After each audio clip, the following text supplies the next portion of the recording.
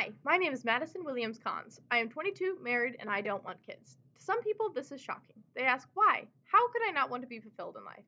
How can I be happy? I've talked to doctors about the possibility of a hysterectomy, and they've all balked at the idea, claiming I'll change my mind, I'm too young to know, and my personal favorite, that it's not fair to my husband.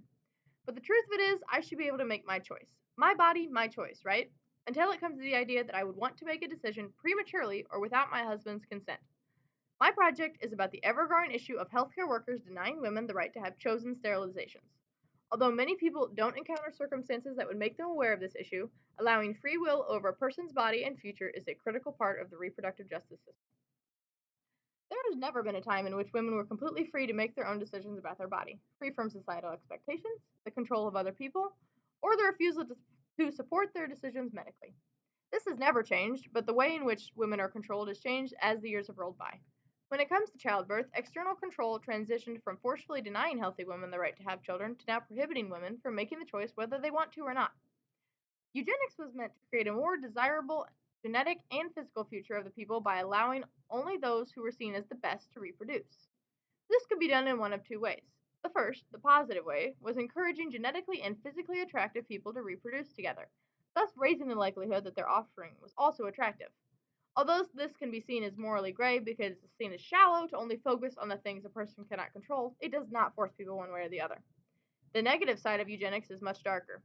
This began by taking away people's ability to have children. They were forced sterilizations in which healthy women were lied to, tied down, and robbed of their ability to have children. There was nothing wrong with these women other than the color of their skin or how much money they had to their name. There was power in taking this ability away. One of the very few things that made women special, that made them more powerful than men in one way, and taking it away meant they lost a huge part of their self identity. After decades of robbing women the ability to have children, the reverse idea of eugenics has now become prevalent in society. This is not to say that there aren't many parts of the world in which forced sterilizations are still a horrible reality. Many cultures and regions deny women having children one way or the other, but the other side of this has now developed into denying women who want to receive voluntary sterilizations. Many women go into doctor's office are denied hysterectomies and other procedures that would prevent them from having unwanted children for a variety of reasons. Doctors are often known to say things such as, what if you change your mind? You're too young to make a decision like that. And the mortifying, you can't do this without your husband's consent.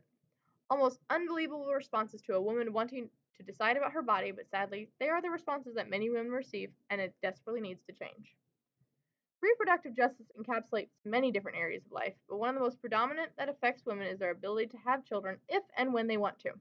The fight for justice encapsulates women supporting no matter what their choice is, even if it is not the same choice that someone else would make. Understanding and supporting women in their fight for free will is crucial in accomplishing true reproductive justice in our modern world. Although, as I mentioned before, this is a topic that may not affect as many people as abortion or other hot topics, it is still a crucial pillar in achieving reproductive justice and freedom. People shouldn't be forced to have children or to not have children. People shouldn't have that ability forcefully taken away. They shouldn't be forced to keep that ability if having children is something they have no desire to do. All it does is create an unnecessary risk for something unplanned to happen and completely alter someone's life. Reproductive justice, by a definition according to the Oxford Dictionary, is fair and equitable practices and procedure with regard to reproduction and childbearing, especially in terms of women's access to contraceptive and abortion or safe environments in which to raise children.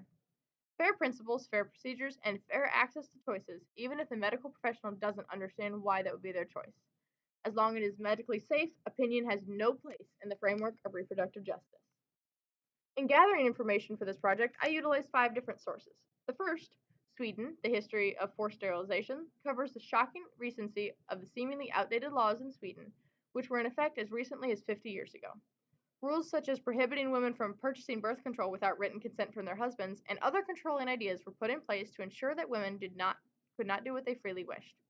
I utilized this source to understand the different ways that different cultures have restricted access to women's choices. The second source I found, Fertility Desires and Intentions of HIV Positive Men and Women, will be highly useful for this project because it encompasses limitations put on people who are outside of the reproductive norm. It expands the understanding of reproductive control in the traditional fashion. It challenges social stigmas that might restrict people from having children. Another source I used in my research was Tired and Hungry in North Carolina, a critical approach to contesting eugenic discourse. This tells how one of the other arguments presented was forcing African American women to be sterilized would save tax dollars. This source presents the opposite idea of what my presentation will explain, but makes it very useful in acknowledging that some women want to make the choice to not have children and are denied, while other women want to keep that choice and have it taken from them. This adds to the complexity and importance of this topic. Access to postpartum sterilization in southeast Brazil was a valuable source in evaluating how fiscal constraints affect women's decisions about having children and the way they want to protect their body. The final source I utilized was voluntary sterilization for child free women, understanding patient profiles, evaluating accessibility, and examining legislation. This source will be very helpful in diving deeper into the experiences women have had and understanding the restrictions that society has put upon them. One of the most surprising findings in my research was the way that contraceptives were withheld in Indonesia. The idea itself that contraceptives were withheld was sadly unsurprising, but the way in which women had to acquire them was different than anything I had seen in other kinds of cultures. Women were only able to get their contraceptives with written permission from their husbands. Furthermore, if their husbands were away on a trip, they were not able to get any type of contraceptives for any reason. This was significant in understanding the different cultures and time periods had different ways of repressing women's rights to control their bodies. The final and most significant finding of my topic within this large area of reproductive justice was the way in which women were denied voluntary sterilizations. It was not a shocking finding, and something I did expect to uncover information about, but that didn't make the topic any easier to read. One quote I hated reading was, "Access to sterilization is usually repeatedly denied child-free women, often by humiliating the women into giving up the request, requiring they jump through procedural hoops, or second-guessing the legitimacy of the patient's desire for sterilization." There are many reasons for women to request sterilization, from medical to personal or even trauma.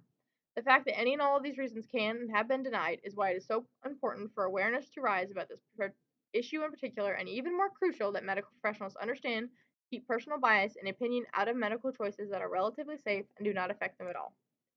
A child at an unexpected time can completely change the outcome of someone's life. In some instances, the person wanted children, just maybe not at that time, but it was still something they desired. In other circumstances, that unplanned pregnancy can result in a person who never wanted to have children having a child they then have to care for forever. I will not go so far as to claim this does not turn out for the best sometimes. Sometimes the happy accidents turn out to be a blessing that the parent or parents are immensely grateful for.